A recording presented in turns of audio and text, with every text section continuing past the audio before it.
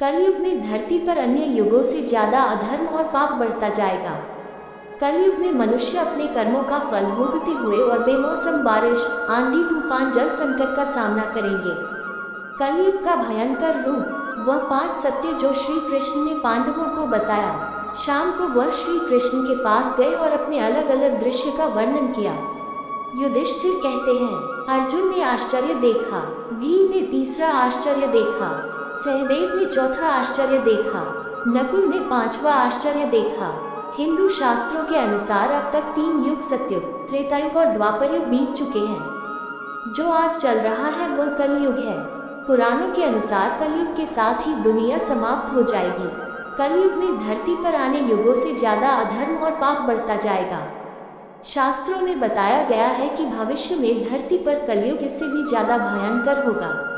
वह 5 सत्य जो श्री कृष्ण ने पांडवों को बताया। महाभारत के समय की बात है।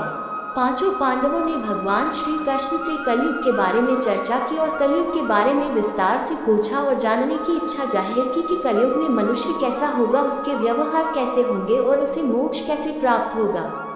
इन्हीं प्रश्नों का उत्तर देने के लिए भगवान श्री कृष्ण कहते हैं, तुम पांचों भाई वन में जाओ और जो भी दिखे वह आकर मुझे बताओ, मैं तुम्हें उसका प्रभाव बताऊंगा। पांचों भाई वन में गए। पांडव वन की ओर प्रस्थान करते हुए युधिष्ठिर महाराज ने देखा कि किसी हाथी की 2 सौंग है। ये देखकर आश्चर्य का पाल न रहा। अर्जुन दूसरी दिशा में गए। वहां उन्होंने देखा कि कोई पक्षी है, उसके पंखों पर वेद की दिशाएं लिखी हुई है, पर वह पश्चिम मुर्दे का मांस खा रहा है। ये भी आश्चर्य है। भीम ने तीसरा आश्चर्य देखा कि गाय अपने बछड़े को इतना चाटती है, बछड़ा लहूलुहान हो जाता है। सहदेव ने चौथा आश्चर्य देखा कि 6-7 हुए हैं और आसपास के कुओं में पानी है, किंतु बीच का कुआं खाली है। बीच का कुआं गहरा है, फिर भी पानी नहीं है। 5वें भाई नकुल ने भी एक अद्भुत आश्चर्य देखा कि एक पहाड़ के ऊपर से एक बड़ी शिला लुढ़कते लुढ़कते आती है और कितने ही वृक्षों से टकराए, पर उन वृक्षों की तने उसे रोक न सके कि इतनी ही अन्य सेनाओं के साथ टकराए, पर वह रुक न सकी। अंत में एक अनंत अत्यंत छोटे पौधे का स्पर्श होते ही वह स्थिर हो गई। पांचों भाइयों के आश्चर्य का कोई पार नहीं। शाम को वह श्री कृष्ण के पास गए और अपने अलग अलग दृश्य का वर्णन किया। युधिष्ठिर कहते हैं, मैंने 2 सूंड वाला हाथी देखा तो मेरे आश्चर्य का कोई पार ना रहा। तब श्री कृष्ण कहते हैं, कलयुग में ऐसे लोगों का राज होगा जो दोनों ओर से शोषण करेंगे, बोलेंगे कुछ और करेंगे कुछ और। ऐसे लोगों का राज होगा। इससे तुम पहले राज्य कर लो। अर्जुन ने आश्चर्य देखा, पक्षी के पंखों पर वेद की ऋचाएं लिखी हुई है और पंछी मुर्दे का मांस खा रहा है। श्री कृष्ण कहते हैं, इसी प्रकार कलयुग में ऐसे लोग रहेंगे जो बड़े बड़े पंडित और विद्वान कहलाएंगे, किंतु वह यही देखते रहेंगे कि कौन सा मनुष्य मरे और हमारे नाम से संपत्ति कर जाए। संस्था के व्यक्ति विचार देंगे कि कौन सा मनुष्य मरे और संस्था हमारे नाम से हो जाए।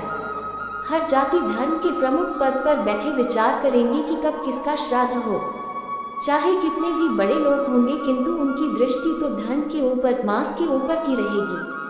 ऐसे लोगों की बहुतायत होगी जो परधन को हरने और छीनने को आतुर होंगे और कोई कोई विरला ही संत पुरुष होगा। भीम ने तीसरा आश्चर्य देखा, गाय अपने बछड़े को इतना चाहती है, बछड़ा लहूलुहान हो जाता है। श्री कृष्ण कहते हैं, कलयुग का आदमी शिशुपाल हो जाएगा। बालकों के लिए इतनी ममता करेगा कि उन्हें अपने विकास का अवसर ही नहीं मिलेगा। किसी का बेटा घर छोड़कर साधु बनेगा तो हजारों व्यक्ति दर्शन करेंगे, किंतु यदि अपना बेटा साधु बनता होगा तो रोएंगे कि मेरे बेटे का क्या होगा। इतनी सारी ममता होगी कि उसे मोह माया और परिवार में ही बांध कर रखेंगे और उसका जीवन वही खत्म हो जाएगा। अंत में बेचारा अनाथ होकर मरेगा।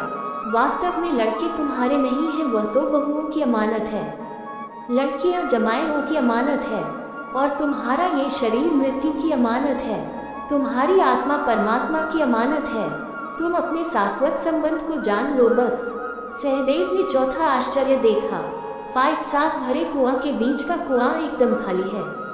कृष्ण कहते हैं, कलयुग में लोग व्यर्थ का धन लूटा देंगे, परंतु पड़ोस में यदि कोई भूखा प्यासा होगा तो या नहीं देखेंगे कि उसका पेट भरा है या नहीं। दूसरी और मौज मौज में शराब, कबाब और व्यसन में पैसे उड़ा देंगे, किंतु किसी के 2 आंसू पोंछने में उनकी रुचि ना होगी और जिनकी रुचि होगी ऊपर कलयुग का प्रभाव नहीं होगा, उन पर भगवान का प्रभाव होगा। नकुल ने 5वां आश्चर्य देखा, एक बड़ी चट्टान पहाड़ पर से लुढ़की वृक्षों के तने और चट्टानें रोक ना पाए, किंतु एक छोटे से पौधे से टकराते हैं वह चट्टान रुक गई। कृष्ण कहते हैं, कलयुग में मानव का मन नीचे गिरेगा, उसका जीवन पतित होगा। ये प्रतीक जीवन धन की सिलाओं से नहीं रुकेगा, नहीं सत्ता के वृक्षों से रुकेगा, किंतु हरि नाम के एक छोटे से पौधे से, हरि कीर्तन के छोटे से पौधे से मनुष्य जीवन का पतन होना रुक जाएगा।